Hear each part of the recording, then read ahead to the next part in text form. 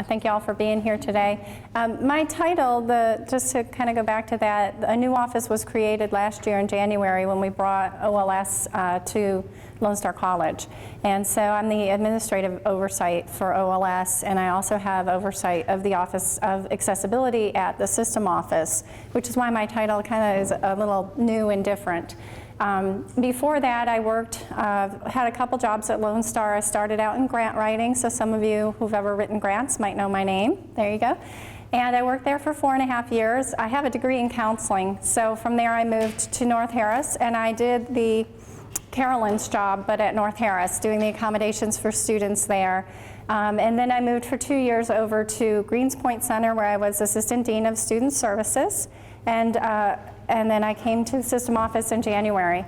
I don't have the kind of teaching experience you all do. I've only taught 2 HumD classes, and that was before it was even as nicely laid out as it is today. So I do have a lot of respect for what you're doing in the classroom, and I hope what you'll find today is that my goal is to start a conversation. In fact, that's our title of our presentation today, is conversations about they said if I aim it upward and hit blank, it'll work. There we go. We'll turn off the lights in a second. But to start conversations about how we can work together to handle classroom accommodations. And so today's training, we will be covering some important information, but what I'm going to find most important is hearing from you and starting a new dialogue about how we all work together in this area. Okay? We'll start by just going through some things. If you have questions, I do like this to be informal and interactive. I will try to make time at the end as well for questions, and I will stay after. And we do have, probably we will not get to them, but I have a few scenarios that we can look at as it might answer some of your questions. Basically what we'll cover today is who are the students that we're talking about, and why are accommodations important, in the how. And as I mentioned before, I think the how is really what you're here for, and what we all need to talk about more is how we all work together to do this.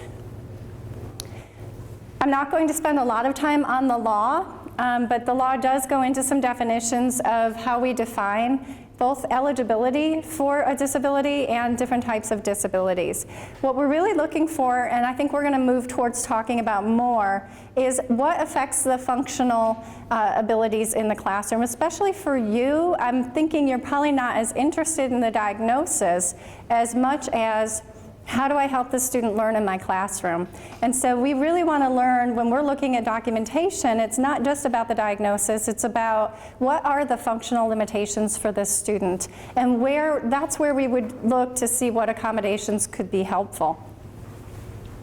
But there is some definitions, and really what they're looking at is something that impacts a major life activity. And we'll see a slide in a minute where I just lay out some of the laws that we're all trying to work under. And the most recent one were changes in 2009, expanding some definitions in the American Disabilities Act. And really what that was about was taking the onus off of the individual so much to prove how the disability was impacting them in a way. And what was happening in case law is that there was too much pressure on the individual to prove that, yes, this really impacts my life. And so the expansions that happened at that time took that away and said, if someone has cancer, if someone has a psychiatric disability, if they have something that's invisible, they don't have to prove it to you again and again and again. And so we want to look at, is it substantially affecting something? What is that functional limitation? And then they might have a record, a history, especially students coming up from K through 12, they might be able to tell us something that they've done before that was an accommodation. There's a section in the law that talks about being perceived by others as having a disability, and we don't usually get too far into that, but if you do get questions or if anyone says something, that would be more of if there was maybe the person doesn't feel that they have something that needs accommodations, but there are other people perceiving that student, or there's a history of discrimination against someone because of how they're perceived. An example for that might be someone who you know, just taking this from employment situation, someone who had cancer and went through treatment, right? And technically they're in a good place right now, but their boss is still not giving them kind of a full caseload. And that's not, you know, obviously they're probably trying to be nice, but that's kind of that apparent, I think they might not be able to handle it. And that's really where the law is going with on that one. When you work as the program, I was the program manager or the counselor for disabilities, we see the psychiatric and the other types of records that students bring in. And I think what's really frustrating for faculty that I've talked to is you don't get to see that. And you want to know and you have questions. And I think that's where we can all do a better job of helping you really talk about the functional limitations, because that's what's most important in your classroom. But if you're ever wondering, there is a very, very large range of disability diagnoses. And this was a slide I put together a few years ago, just in 6 months of working at North Harris, where we saw paranoid schizophrenia, several different phases of bipolar disorder, depression, traumatic brain injury, I could probably look here instead of trying to remember, dyslexia, dysgraphia, learning disabilities, deaf or hearing impaired, Crohn's disease, some of those, again, those invisible ones where the student may look fine, but they're actually having some physical things going on that you might not know about. Autism and ADHD, ADD, some of these you might have heard from. We really have, I don't want to say everything, but we have a long list. And the reason that this is important is that someone will often say to me, well, if a student has ADD, then you know what you give them, right? You do X, Y, and Z. And we'll talk in a minute about this interactive process. It comes from the kind of the mandate that we be individualized in our handling of these situations. So we don't want to make, if we could, and I don't think we could, but we wouldn't want to make a big crosswalk that said someone whose depression gets extra time. You know, if we had something like that, it's too likely that someone might say, oh, well, this says you only get extra time, you can't have notes. So we don't want to go there. What the Department of Education and the Office of Civil Rights is looking for is that we're interactive and we're individualized, so that we look at each student with what unique challenges that they have, not just a label. We kind of wanted to emphasize mobility impairments because, again, this maybe goes back to apparent disability. Don't assume that someone where you can see something going on with them, don't assume they're registered with the Office for Disability Services. They may not be. Mobility is a really good example that often students who you may see that are in a wheelchair, they don't need classroom accommodations. As long as our facilities are accessible, we often will not have that. They might not even come in to talk with us. I know you can't see this. One of the things I wanted to point out, talking about invisible things, is we're doing a lot of work at System Office to work with our OTS people and rework our databases. And so we get reports that we share with presidents and vice presidents about who's out there and what are we facing.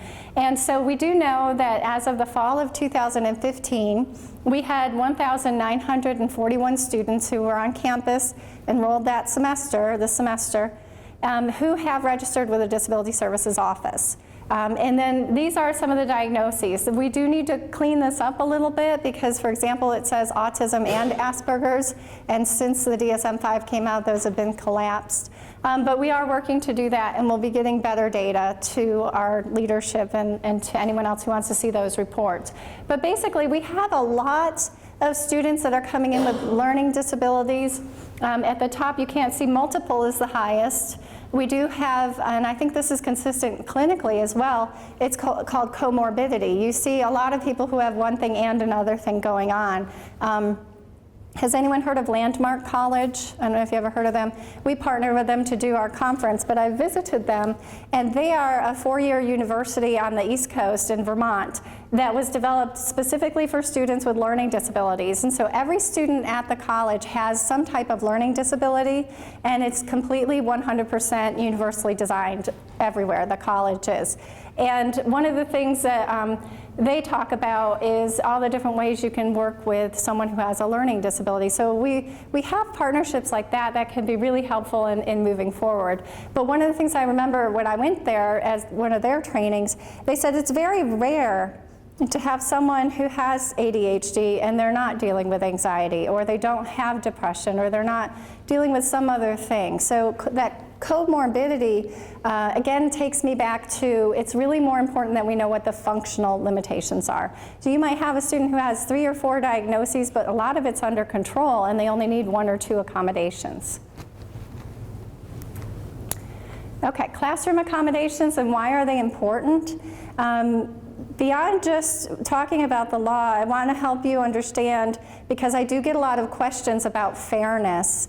And so a student who has a lot going on, like we just mentioned, they might have 3 or 4 diagnoses, they're not coming to the table at the same level as your other students. And so the goal of accommodations is not to give them an advantage, but they're probably starting here, and the accommodations are supposed to help get them to an equal playing field. What we're looking for is a way to make the learning just as accessible to that student, the one who has that challenge, as it would be to any student without. And the easiest example I think I can give you when we talk about removing barriers there would be, for example, a student with limited vision. And so just thinking of the classroom materials you give out, any handouts you have that are a 12-point font, those are going to work for most of your students, right? Now for this student, we might have an accommodation where we'll ask you and work with you to put your documents into 16-point font. And in that situation, you're not changing what you're doing. You didn't lower the standard for that student, right? What you're doing is just making sure that what you give out is accessible to everyone in the room. This is really important because I meet a lot of faculty who worry about that this is an unfair advantage, and they worry that the other students are going to wonder what's going on. So what I recommend is that as you're at the beginning of your semester, and you can probably do some things throughout the semester, but talking about it during your syllabus statement is a good way to bring up the subject, where you mention that this is a room where you may see some other people here who have accommodations. And so in your syllabus, you can see on page 6, where I'm telling you how to go find the counselor. Anyone here is eligible. If you think that you're eligible, anyone can go talk to that counselor and share any documentation you have to see if you're eligible for some classroom accommodations. That doesn't change the quality of work that's expected of you. It just, we want to help level that playing field. And then you could, if you wanted to, take it one step further. So does anyone in here teach math?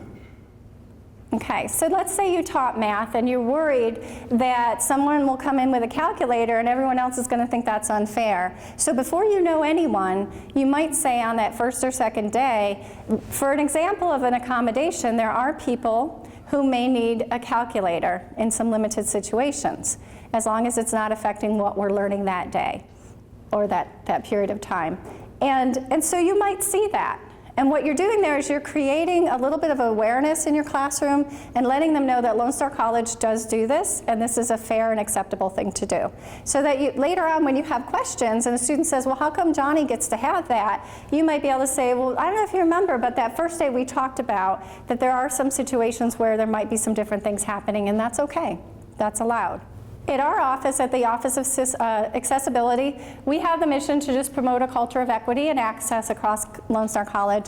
And if any, I won't make you raise your hand, but hopefully some of you have seen the new strategic plan. And that does also have some language in there about access and equity for all of our students. I mentioned before, and this isn't showing up really well, but this is just kind of laying out a few of the really important pieces of legislation that became law. There have been advocates for disability rights way back in the early 1900s. There were many people who wanted to make this also a protected class during the civil rights in 1964, and that didn't happen at the time, but they were able to bring in some legislation in '73. And then 1990 is probably the one most people are familiar of. You hear about ADA. And then, as I mentioned earlier, that was expanded in 2008. I believe it became active in January 2009. So there are some legal reasons why we want to do this. But I'm going to assume that most of us don't get up every day just because we have to, because the law says we have to. And you probably don't teach your classes because of something like a No Child Left Behind Act, or that's not why, oh, I've got to go get today and follow this law. And the same thing's true for accommodations. I don't think the reason we should do this is because someone told us to. I think that what I want you to see is that we can take a team approach, and we can figure out how to best meet what the students' needs are by working together. And that helps your whole class, everyone have a better environment, and it helps those students hopefully overcome some of their challenges. So let's talk a little bit about how this works at Lone Star. Has anyone in here ever seen an accommodation letter? Okay, so some of you have had this happen. One of the big, and has anyone here worked in K through 12? I usually get 1 or 2 hands. Okay, so in the K through 12 environment, it is the responsibility of the employees to notice whether or not a student has some needs. And I know, especially when I talk with adjuncts, it's very hard for them to kind of get out of that mindset, because in higher ed, under a different set of laws, the responsibility is on the student to self-declare. And this is very hard for faculty, because you may have students in your class, especially in the fall, new students coming in. They may have had resource help their whole lives, all through K through 12, and they decide, you know what, I'm gonna go it alone. It's my choice now, and I wanna take 1 semester to see. And that can be very frustrating for faculty, because you might see that they need help, and they're not asking for it. And sometimes it has to go that way before the student realizes, okay, I could use some help. I will go see the counselor and set up some accommodations. But that is the first step. In higher education, the first step is for the student to self-identify. Now you can help, again, with your discussions in your classroom by mentioning all of the services. So especially if you don't do it that first day and you want to be careful that you're not biased, kind of expressing any bias, you could kind of, let's say it's coming near mid-semester, you might remind people about all the services that are available to them, so that if anyone in the room is struggling, did you know that we have tutoring? Did you know that we have, I don't know if you have mentors or any other initiatives that you have at your college. See if they know to take advantage of those things. And then you can also say, and for any of you who may have had any other struggles, or if you remember getting resource help in high school, we also have disability services. If any of you have questions about how to access these services, you can ask me. So you don't have to get into the details. You don't have to look at any one student and say, hey, I think you should go do this. But you can do that anytime throughout the semester. The process, once a student comes forward and they identify, they're going to either you'll refer them or they know to come to your Office of Disability Services. And at that point, we start an intake process. At this moment, we're working on new forms, and I know Kim said that I'll give you an update. We have a lot of information that's being reviewed and updated from our legal counsel. And in fact, on the board agenda for tomorrow night is a new policy for grievances. We expect that to hopefully become ready around February. And from there, we'll be developing our procedures. We know we need to make some improvements in making sure that procedures are clear, whether it's just the intake process and all of that, or if it's grievances. And I do think that you're going to see some really good results before the end of this next semester. But basically, a student comes in, we start this intake process, they'll give us some documentation. We do go through a verification process. We do want to make sure that what the student's giving us is valid, not because we don't trust people, but because it's really important that we understand it in order to make good accommodations. So if I just have a letter from a student saying the doctor said this, but there's nothing else, I still might want to call that doctor's office if I have the student's permission. There's still more information we could get in that situation to figure out which accommodations would actually be the most helpful. It's wonderful if we get a letter that actually says, you know, Kristen is seeing me and I recommend that you give her X, Y, and Z. That would be great if it happened more. But a lot of times it's a little bit of a fact-finding mission and working with the student to get through that time. Accommodations happen, a lot of times I'll get questions about when do faculty become involved. And we're going to talk about the interactive process. But I will say, depending on the timing, it's often unlikely that you will be involved when that first letter is written. So I really want to encourage you to think about that letter as being your invitation to become a part of the interactive process. I can't remember the numbers for Tomball because the top was Sci-Fair with 531, but imagine if you're a counselor and that's your caseload. You're probably not going to get a chance to talk to everybody that your students are going to take classes from. So it's really great if you, when you get that letter, take on that you're a part of that process now and call the counselor, email the counselor if you have any questions.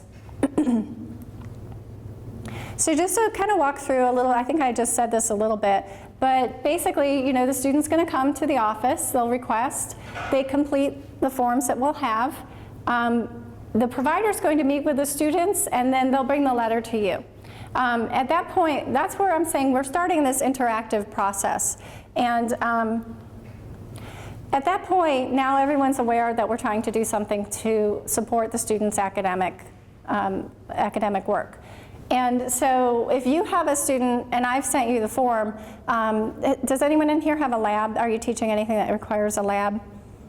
Okay, so if you're teaching a lab, I probably don't know your lab environment. I might not know how big it is, how busy it is, how active it is. I don't know if you're using computers or if you have special equipment, right? So when you get that letter from me, from the student bringing it in, you might look at it and say, this is not going to work. There's no way. What is she thinking? This is not going to work in my lab. And that's okay, because at that point, we just need to talk. Once you're involved, if there is an accommodation on there that just doesn't work, doesn't fit, call the counselor, talk to the disability provider. If it's another campus, there should still be a name on there for you to get in touch with them or email them, because we really need to help at that point make sure it's going to work for your environment. Okay, I want to talk a little bit about some examples of accommodations. As I mentioned before, you won't always see the same accommodations for every student, but you will see some that are familiar. So many students get extra time on an exam, and that can really be for a variety of reasons. So even though you see the accommodation frequently, sometimes that's for a student who has, if they have traumatic brain injury or any kind of cognitive delay or processing, they need extra time. Another student who might have anxiety, they don't want to be in the classroom because they're going to just only be preoccupied with who just got up and turned in their test. And then another student who needs a quiet setting, maybe because of attention issues, then they might even want to have the individual room in the testing center if you have that.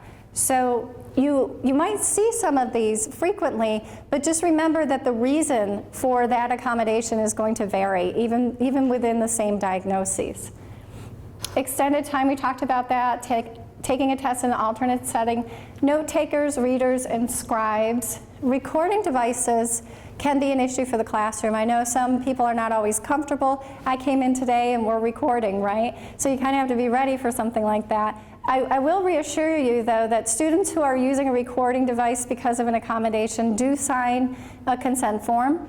And that form does talk about what the uses can be for that audio recording. And we don't do video recordings, but the audio recording that they're using.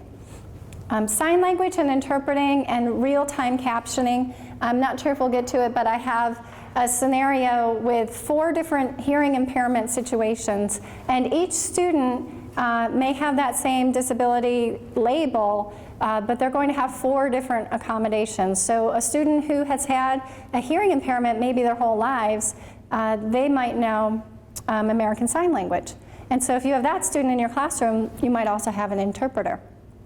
But if you have a veteran who just recently had some issue when he was deployed and has now suffered hearing loss, he has had no time to learn American Sign Language. And so for that person, we may have a real-time captionist there, and that person is typing up the essence of what you're saying, and the student can watch it scroll across the computer. Now, in both of those settings, what do you notice? You've got an extra person in the room, right? And that can be difficult. If you have a lab that's full, or let's say this semester you got put in a really tiny classroom, go ahead and contact that instructor, or go ahead and contact the disability provider and say, this is my situation, I'm not sure how well this is going to go. Because if you're noticing it, I can guarantee you the student's noticing it. So we want to think about it and talk together about how to solve something like that. Alternate formatting, usually your assistive technology lab will assist. So when you've got situations where you need things in a larger font, or you need something made into an audiobook, in those kind of situations you can get some assistance. We had a question earlier today because we realized not everybody has seen one of the accommodation letters, and so Carolyn keeps some samples where you can see it. And basically the format we have right now is just separating out what's the testing environment, what would be helpful in the classroom environment, and then there's some other areas and room for comments. One of the things you'll notice when you do see those, there's nothing about the diagnosis. And I used to tell students, there's more information about me in here than you. And that's because really what we want is that interactive process. So I'm going to kind of throw out there some ideas I have. and bring this to your instructor and let's see if this will work. If it doesn't, that's okay, we'll work together to fix it. Going back to the issue of faculty involvement, there are times where a student might register early enough that and then we know their classes, that we might be able to say, hey, let's talk about how we're going to do your science class. Or I notice that you have this class that's going to require field trips. Let's talk about how we're going to do that. And then maybe work with you to get in touch with that instructor ahead of time about how we're going to handle those situations. So sometimes the ability to involve faculty early is going to depend on when the student registered. So if they come to us the day before classes start, we might be rushing a little bit to get that first letter out there. So again, think of it as your invitation to start that dialogue. Can I make a suggestion? Yes. I see these spots all the time. They're extremely hard to read now. Yes. They're just not really user-friendly, you know? Yes, yes. Right. No. Yeah. But I think it would be helpful if you were like, I should look at it and quickly tell And quickly. Mm-hmm. all the words. We are, and I hate to talk too much about what we're going to do, only because it's frustrating for people. They say, well, that doesn't exist right now. But we are looking at new formats, and in fact, even since this morning, I called my manager, Iris Hansen, and I said, hey, one of the ideas people had, I don't want to set it up where we're writing on the form too much, but someone had an idea of what if we have the student write on the form to say, for this class, I won't be using this accommodation.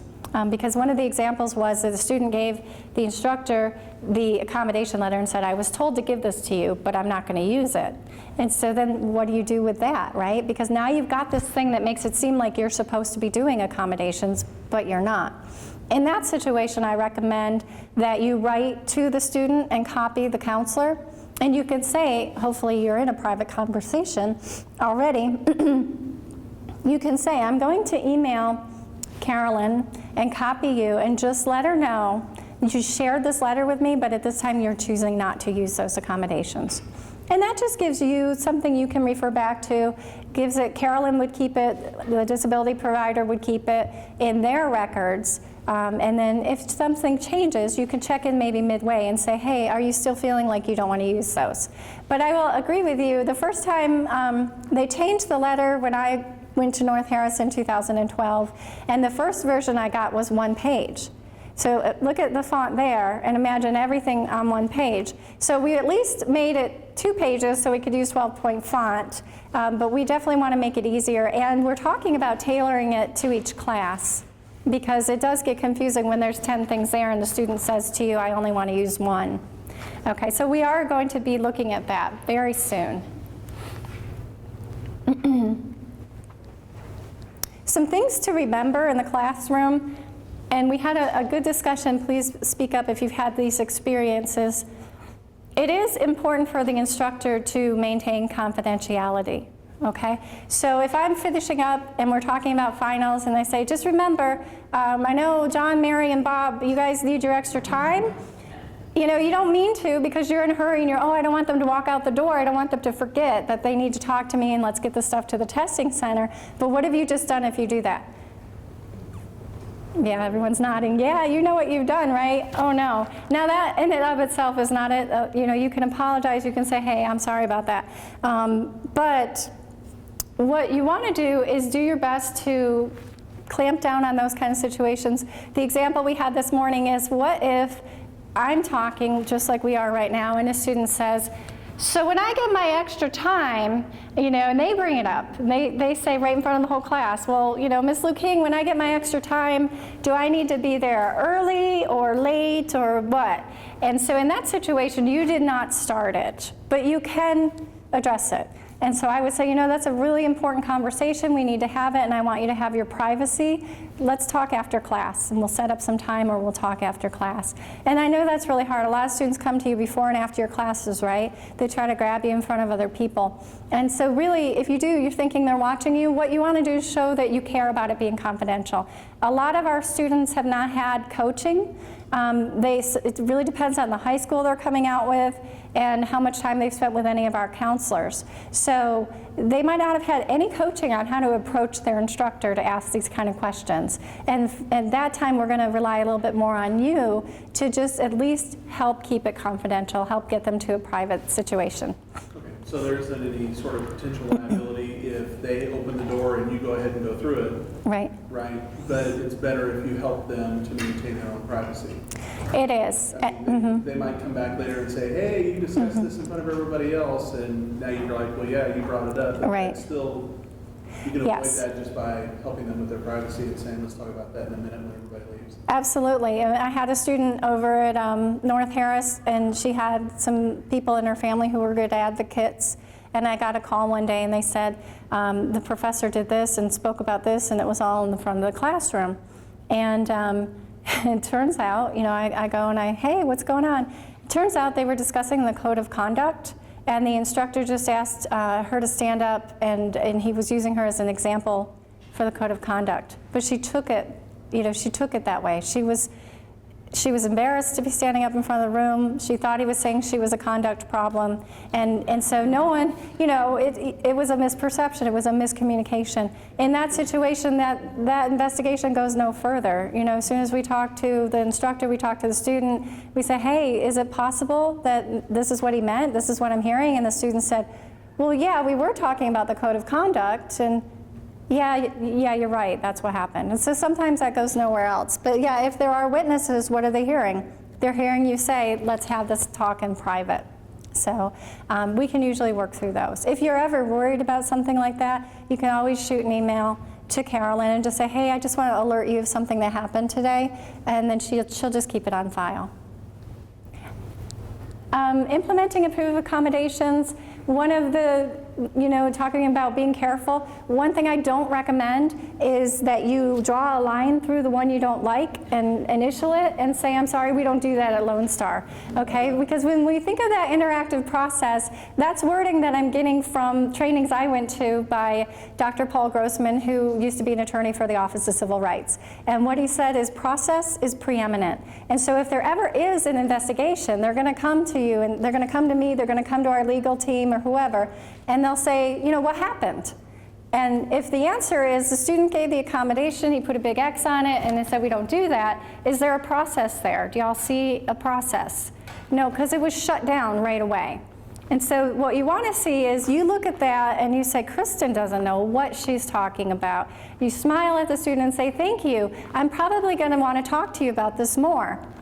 And that's fine for them. You say, I'm going to get in touch with you. Then you call me up and go, what are you thinking? I have a lab, the room is small, whatever your concerns are, but just don't do that with the student, okay? The student wants to know, they're nervous already, they're worried about how you're going to react, they're probably over-reading it, and you want to just assure them that whatever it is, we're going to figure it out. Discuss the concerns privately. We talked about that. And I do want to remind you, because I know this is always a concern, just like it's a concern about whether you are being asked to lower your standards. You're not being asked to lower your standards, and you're not being asked to allow anything in your room that would impact or disrupt your classroom. And this is where your name came up earlier, because I said, if you have a class and your student's being disruptive, what would you do? You would do whatever you would do for any other student. So if you have a student who's standing up and swearing and threatening and whatever, you're going to pick up the phone and call the police. All the police officers usually know who to call if they think it's a student with a disability. All of our administrators know that sometimes they might have to have a different kind of a conversation in those situations. But all of our counselors tell students that this disability, this challenge, does not waive your responsibilities. You are expected to follow the code of conduct. You are expected to make sure that that classroom is conducive to learning. Okay, so I would hate it if you would ever worry that you're being expected to just deal with it. You're not being expected to deal with it. Reach out and talk to your counselor to make sure they're aware of what's happening. And again, just remember, whatever the situation is that comes up, it's that interactive process that we're looking for, that you're asking questions, you're reaching out to people, your chair, your department, dean, all of these people, and that way we can see, well, first we did this, and then we did this. Okay, we do have a little bit of time. Yes. I'm in nursing. And Okay. everything from exit exams, everything, all of our standardized exams are timed. Their board licensing exams are timed. And we can extend time reasonably. The accommodations that we have severe difficulty with are when the time is extended indefinitely. I can't do that. My program shut down at a Right. maximum. Well, I would tell you, and I just heard two other counselors at our conference a few weeks ago say that we don't give indefinite. I would say if you're getting it and you want to call me or call Carolyn or whoever, I only know of one situation where I got one of those, and it was because the counselor was trying to make a point. And we talked to the counselor, we said, we don't do that. At Lone Star, it can't be indefinite. We can't leave rooms open indefinitely. But as far as, and nursing is such a good example, one of the things that we do talk about is whatever the accommodation is, it cannot go to the point where it's going to alter the fundamental learning. So if you have clinicals, the example that came up this morning was when you teach keyboarding, some things have to be timed. And so there are a lot of things we can do as workarounds in some situations, but sometimes there isn't. And so the one thing I would encourage you to do is try to stay within what you're doing right now in that semester, and don't think too far out about whether they can do that job or not. We've had a lot of surprises. When I spoke at Hetty a few weeks ago, we got on the topic of nursing, and one of the nursing instructors at another college mentioned that they had a student who came in with an arm that was shorter than the other. And the staff they were very concerned. They were worried about what should we do, what accommodations do we need to have, and they contacted the disability counselor, who told them, I don't know who you're talking about, that student has not registered. And as it turned out, the student never registered with the disabilities office. They were able to go through all the classes with no accommodations, passed, and later became some type of nurse in the field. So I would just caution you, stay within what you're teaching this semester, stay within what you're doing in that class, and don't go too far out to assume what they can or cannot do. I do know from the trainings I've been to, that's where some of the universities have gotten in trouble, because they'll say, well, you could never be a nurse. And as soon as you put something out there, what you're doing is you're shutting off that interactive process. So our job right here in our institution of higher learning is, what are we doing this semester in this class, and try to keep that focused. That doesn't mean that that student should be allowed to sail through with never a thought as to whether they could be successful. That's where I think the counselor and the career advisors can help out and talk to the student about, okay, I see you're signed up for this next level course. How did it go last semester?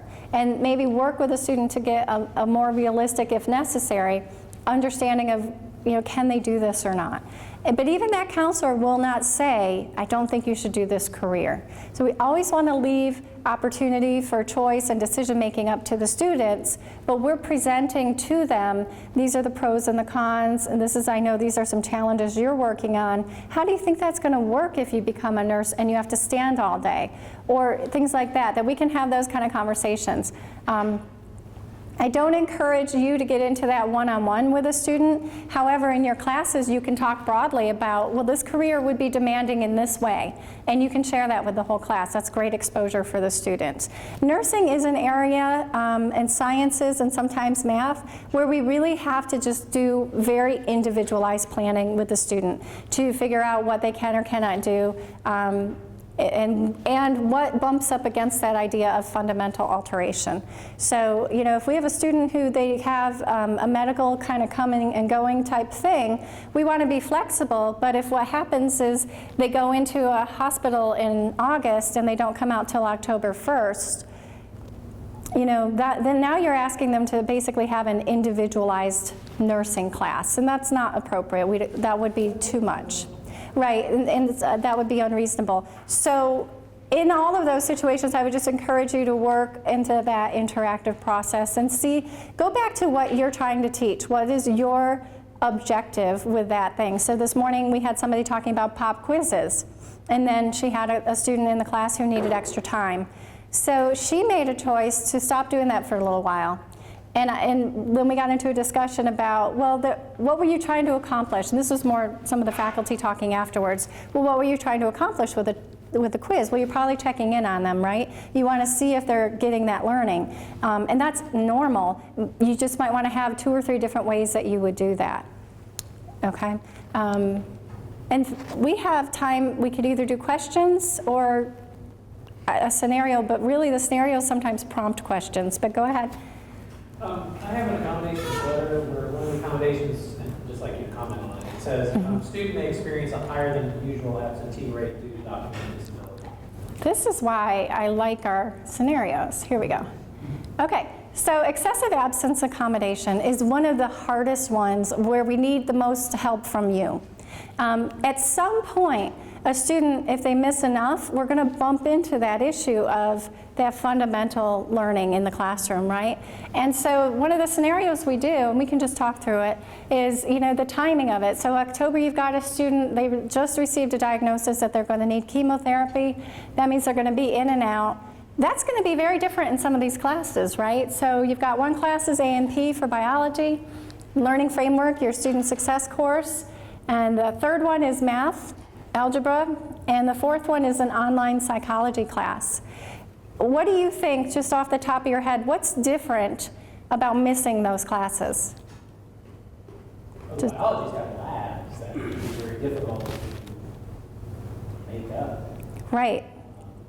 Mm-hmm. And the biology labs are teamwork-oriented grades. Which one is that? Biology. And he's saying biology is team-oriented for your grades? And therefore, it wouldn't have to become more individualistic at that point.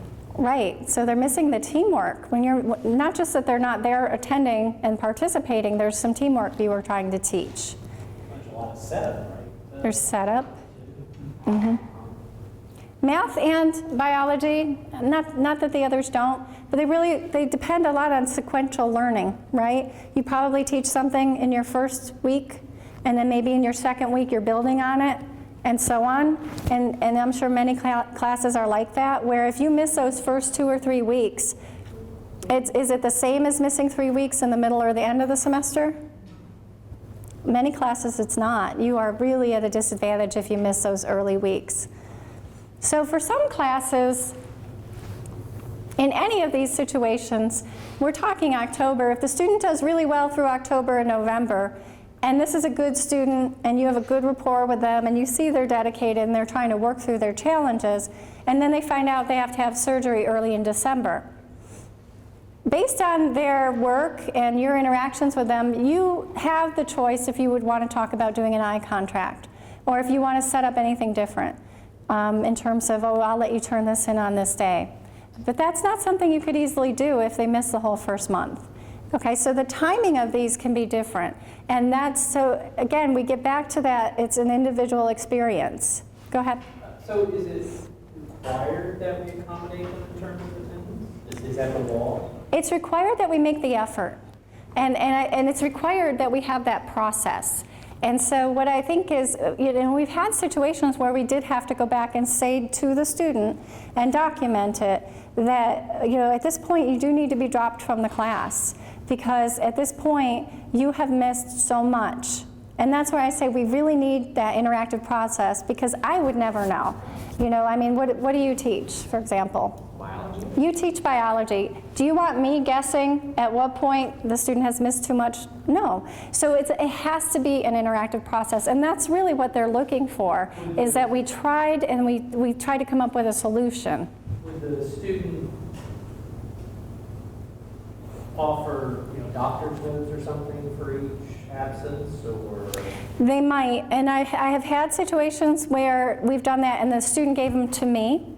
And that's a good point. As an instructor, don't ask for things like that. Again, go to the provider, go to your counselor and say, I'm really worried that Kristen Lou King, I know she's got excessive absences, but she keeps coming back with a tan. I don't think she's actually sick. I think she's gonna go, she's going to the tanning booth or something.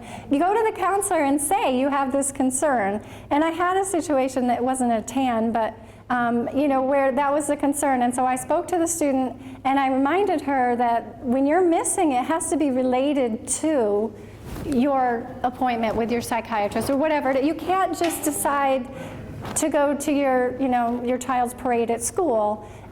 It's not a free-for-all. And sometimes we do have to remind students of that. And we did start, I had her check in with me at that point forward for the rest of the semester. We're assuming that the student has an accommodation. Right. It's gone through an office with an accommodation for it, right? Yes. Okay. What about students who come to me without an accommodation for with a diagnosis of breast cancer and is going to undergo chemotherapy? Right. Send that student to Carolyn? Or is this something that I work out in my classroom with the expectation that I may need to give that student an incomplete? I think, no. So which process are we talking about? Yeah. Administrative? With the incomplete, what I'm trying to say with that example is that the counselor cannot tell you to give someone an incomplete, okay? You could make a decision. But yes, if a student came to you and they start sharing all this information, you do want to say to them, did you know that you can maybe get some accommodations? And really the best way to say that kind of, to get to that is to remind them of all of the services that you have. And that way, you're not really just singling them out. But you could give an example and say, if you're going to be missing classes or you have been missing classes, I'm worried about your performance. Let me review with you what Tomball has to offer. We have tutoring, the whole thing. And then say, when you get to disability services, and with disability services, we might be able to make they might talk to you about some accommodations. And leave it at that. But you can help refer them over. Now, if they refuse to go, that's their right. They don't have to register. And then it's on you to kind of decide what you're willing to do, and you talk with your chair. You could also talk to the counselor and just say, this is what I'm getting, and get some advice. Even if the student chooses not to, she might be able to give you some, at least some ideas of where not to go, yes. So is it, I was not aware that when cancer comes with these are covered under the ADA, so is it chronic diseases? Yes, it is chronic, and that is one of the huge changes that came out of the 2008 expansion of ADA, because many of the lawsuits that were happening in employment, and many of these do come out of employment, but a lot of them are also the universities and community colleges, was that people who had invisible disabilities. And so they added definitions to just kind of expand people's awareness of what this could include. And so you're talking things like sickle cell anemia. These are things I've had students deal with. Cancer, we've had them with that. Fibromyalgia. And they specifically say, even if it's in remission or even if it's not active. And so the other piece of that is, as you're the instructor, don't assume that because the person looks healthy and they're moving around, and I know none of you would do this, but don't assume they're lying if they say, well, I've got this, I need this accommodation. Because some of these really are invisible. You just might not know about it. I know the first time a student came to me and said he had a brain tumor, I just was stunned. He doesn't look any different.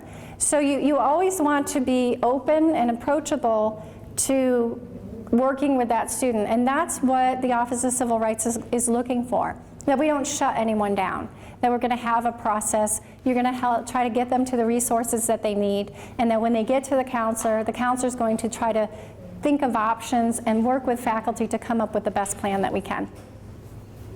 Yes? The burden is on the student to tell you that he or she has accommodations early in the term, right? They can't whip them out like after final. They can, yeah, they can. They're not retroactive.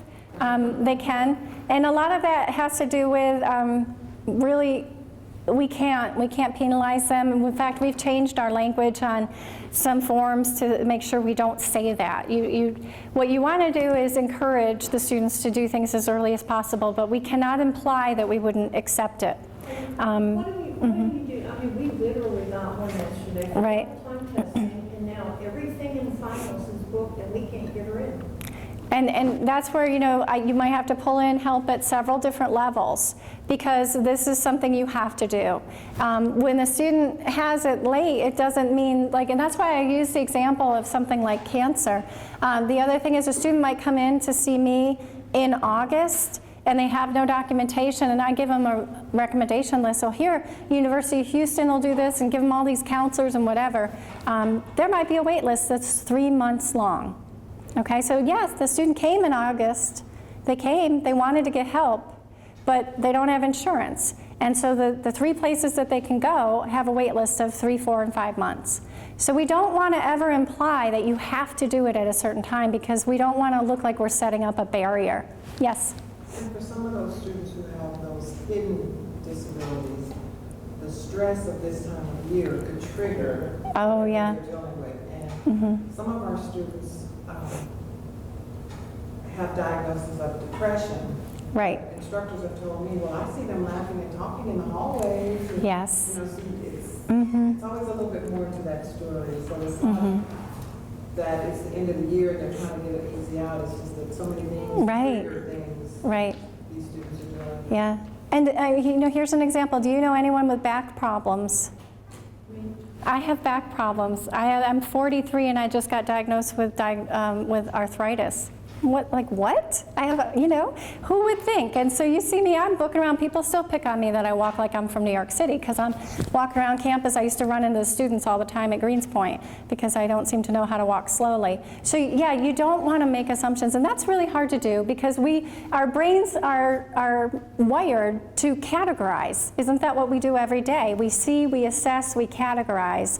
And so what I'm asking you to do is a little outside the norm, to hold back on those judgments that come so quickly, and to try to just slow down, and don't worry about, and that's why even the government said we're not going to worry about proving that so much.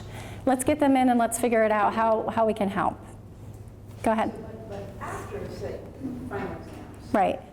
So I had a student with lupus once. Right. So That's a hard she one. didn't tell me she had lupus all semester long. And Right. in return, she took her final like everybody else, Mhm. papers in, all that stuff. And then I get a call from my dean saying, well, her mother called and she has lupus and you never acknowledged it. Oh, Karen, I never knew. Right. But the mother says, my daughter should be able to retest because, Mm-hmm.